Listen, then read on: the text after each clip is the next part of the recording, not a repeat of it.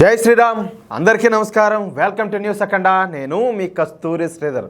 మిత్రులారా, ఇప్పుడు కుక్కలు ఉంటాయి కదా, ఆ కుక్కలకు మనం బాగా నాకేసి సీకేసి ఎముకి కనుక దొరికిందనుకో వాటికి గనక, అబ్బా వాటి ఆనందం ఇంక సాధ్యపడదాం. అవునా కదా?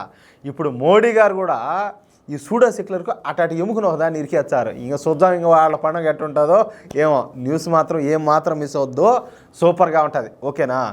మన దేశంలో ఈ సూడో సెక్యులర్లకు కొరతే లే. ఏడ చూసా ఇల్లే కదా, సంత గుంపంతా ఒళ్ళే. ఇట్ట చూసా ఒళ్ళే, అట్ట చూసా ఒళ్ళే, ఎట్ట చూసినా ఒళ్ళే. కర్మ కొద్దీ మన వాళ్ళు కూడా ఒళ్ళే.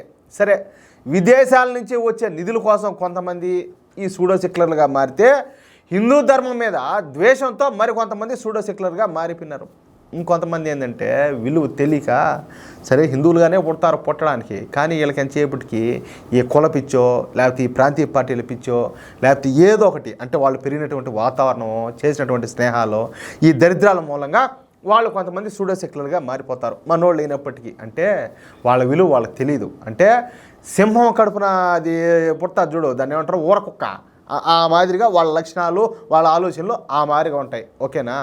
అలాగే చదువు సంధులు లేకుండా గాలికి తిరుగుతా ఏదో ఒక పనికిమాలిన కాలేజీలో డిగ్రీ చదివి ఉద్యోగాలు రాక మరికొంతమంది సూడో సెక్యులర్గా మారిపోతారు. చెప్పినా కదా, ఆడ కూడా సహవాస దోషం అనేది కొంతవరకు ఉంటుంది.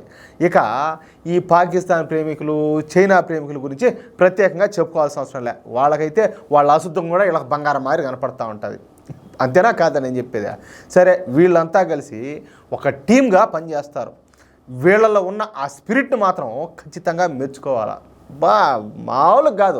మన వాళ్ళకి ఏడ తెచ్చిందే అంత యూనిటీయా? మన వాళ్ళలో ఏంటదే? మన వాళ్ళలో అంత యూనిటీ ఉంటే ఇట్లాంటి అంత గాలికి దూళ్ళు కొట్టుకోమారు వీళ్ళ. అవునా కదా?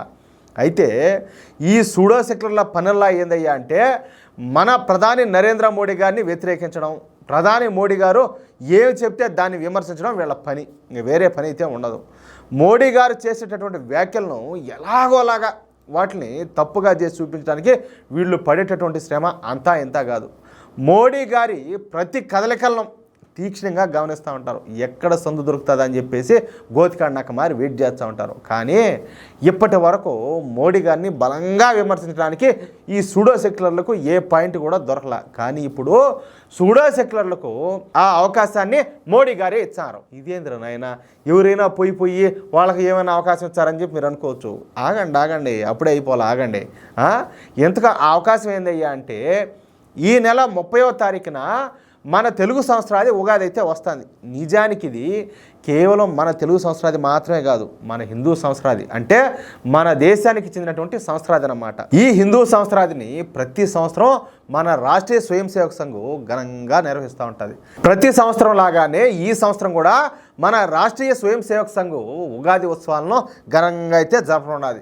నాగపూర్లోని ఆర్ఎస్ఎస్ ప్రధాన కార్యాలయంలో ఈ ఉగాది ఉత్సవాలను నిర్వహించున్నారు. ఈ సందర్భంగా నాగపూర్లోని ఆర్ఎస్ఎస్ కార్యాలయంలో జరిగేటటువంటి ఈ ఉగాది ఉత్సవాలలో ఈసారి ప్రధాని నరేంద్ర మోడీ గారు పాల్గొనున్నారు. అర్థమవుతుందా? అది మీరు విన్నది నిజమే. సాక్షాత్తు ప్రధాని నరేంద్ర మోడీ గారు నాగపూర్లోని ఆర్ఎస్ఎస్ కార్యాలయంలో జరిగేటటువంటి ఉగాది ఉత్సవాల్లో పాల్గొనున్నారు. ఇదే నేను చెప్పినవిగా.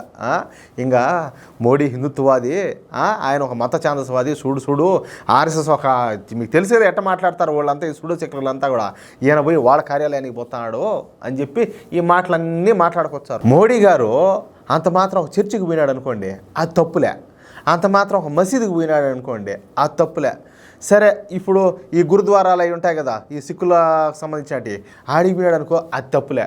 ఈ జైనులకు సంబంధించిన వాటికి పోతే అది కూడా సరే పెద్ద పట్టించుకోరు. ఇప్పుడు మోడీ గారు ఒక హిందూ కదా, అంత మాత్రం మోడీ గారు ఈ హిందూ సంస్థలకు సంబంధించినటువంటి కార్యాలయాలు కన్నా పోయినారనుకో, అందులోనూ ఇటువంటి పండుగల సమయంలో ఇంకా బతుకులే, ఇంకా వీళ్ళ ఊలి మీద గొడ్లాగవు, వీళ్ళ కడుపులోకి నీళ్లు బావు, తిండి బాదు, ఇంకేమైనా నిద్ర కూడా రాదు వీళ్ళకు. గిల గిల గిల గిల గిల కరెంట్ షాక్ కొట్టినటువంటి కాయకి మాదిరి కొట్టగలాడతారు కిందికి మీదికి. వీళ్ళ బాధ ఇంకా మామూలుగా ఉండదు. మన దేశ చరిత్రలో ఇలా ఒక ప్రధానమంత్రి ఆర్ఎస్ఎస్ కార్యాలయాన్ని సందర్శించడం ఇది రెండోసారి. మొదటిసారి వాజ్పేయి గారు ప్రధానమంత్రిగా ఉన్నప్పుడు నాగపూర్లోని ఆర్ఎస్ఎస్ కార్యాలయాన్ని అయితే సందర్శించారంట. ఇక మార్చి 30న ఆర్ఎస్ఎస్ కార్యాలయంలో జరిగేటటువంటి ఉగాది ఉత్సవాల్లో పాల్గొన్న తర్వాత మన ప్రధాని నరేంద్ర మోడీ గారు ఆర్ఎస్ఎస్ చీఫ్ అయినటువంటి మోహన్ భాగవత్ గారితో ప్రత్యేకంగా సమావేశం అవనున్నారంట. ఈ సమావేశంలో బీజేపీ నూతన అధ్యక్షుడి గురించి చర్చించనున్నట్టు జాతీయ మీడియాలో కథనాలు కూడా వస్తున్నాయి. ఈ సమావేశం తర్వాత నాగపూర్లోనే మన ఆర్ఎస్ఎస్ వారు నిర్మించినటువంటి మల్టీ స్పెషల్ ఐ కేర్ హాస్పిటల్కు మోడీ గారు శంకుస్థాపన చేయనున్నారు. ఈ హాస్పిటల్ పేరు మాధవ్ నేత్రాలయం. ఇదేదో చిన్న చితక హాస్పిటల్ కాదు, ఇది అర్థమవుతుందా? ఈ నేత్రాలయాన్ని 5.83 ఎకరాల స్థలంలో నిర్మించున్నారు.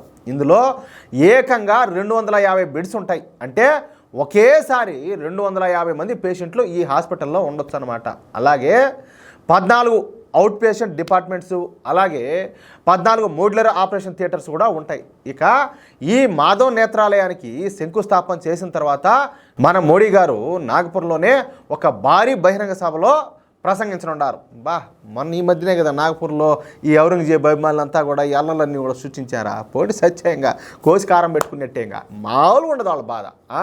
ఈ సభలో ఆర్ఎస్ఎస్ చీఫ్ మోహన్ భాగవత్ గారు కూడా పాల్గొనున్నారు. ఈ విషయం ఇందాకే బయటకు వచ్చింది. అంటే ఇక సూడో సెక్యులర్లకు, అదేవిధంగా స్వయం ప్రకటిత మేధావులకు, ఒక వర్గం మీడియాకు, అదేవిధంగా ఈ సూడో సెక్యులర్ పార్టీలకు అన్నిటికి కూడా ఏది కుటుంబ పార్టీలు ఇవన్నీ ఉన్నాయి కదా, వాళ్ళకైతే పండగ వచ్చినట్టే లెక్క. ఎందుకంటే ఇంక విమర్శించడానికి ఒక అవకాశం దొరికింది కదా. ఇంకొన్ని రోజులు దీంతో టైం పాస్ చేస్తారు. ఇక రేపటి నుంచే వాళ్ళ ఏడుపులు అయితే ఇంక మొదలవుతాయి. బోరు మంచి చెప్పి మొదలవుతాయి ఏడుపులు. కింద మింద పడి దొలుతారు. అట్టే ఈ బూడదలా కదా పందులు దొలుతాయి చూడు, ఆ మాట దొలుతారు.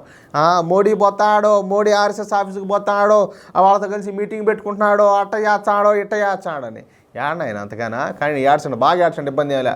పందులతో పోటీ పడాలి, ఎట్టేడ్చారనో దొల్లడంలో పందులకి ఏమాత్రం కూడా తీసుకోకూడదు, అట్ట దొల్లాల. అర్థమవుతుందా?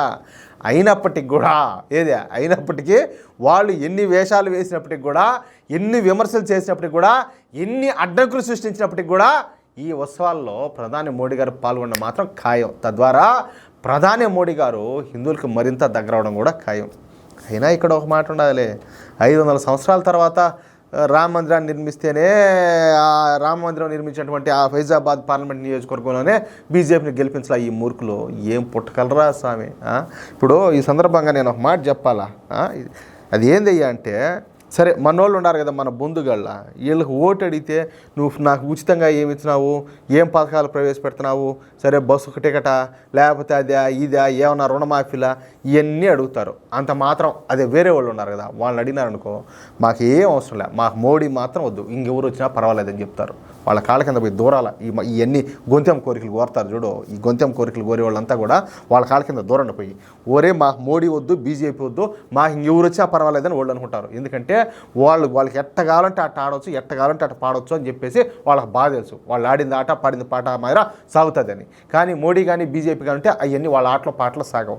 కానీ మన ముండమాపులకి ఏంటంటే అవన్నీ కాదు, ఎంతసేపు ఊరికే కావాలా, ఎదుటోడు సొమ్ము ఊరికే కావాలి, దాన్ని దొబ్బాలా, వీళ్ళు తినాలా, మింగాలా, బతకాలా. ఏం బతుకులో చూడండి. మొత్తానికైతే నరేంద్ర మోడీ గారు ఒక అద్భుతమైన నిర్ణయం అయితే తీసుకున్నాడు. షబ్బాష్. నిజంగా నరేంద్ర మోడీ గారికి ఒక హిందూగా ప్రణమిల్తున్నా. మిత్రులారా, ఈ న్యూస్ కనుక మీకు నచ్చినట్లయితే ఖచ్చితంగా ఈ న్యూస్ నలుగురికి షేర్ చేయండి. అదేవిధంగా ప్రతి ఒక్కరు కూడా మీ యొక్క అమూల్యమైన అభిప్రాయంలో తప్పనిసరిగా కామెంట్ రూపంలో తెలియజేయండి. అలాగే ఇంతవరకు మీరు కనుక మన ఛానల్ సబ్స్క్రైబ్ చేసుకున్నట్టయితే ప్రతి ఒక్కరూ మన ఛానల్ సబ్స్క్రైబ్ చేసుకోండి, సపోర్ట్ చేయండి ప్లీజ్. జై శ్రీరామ్.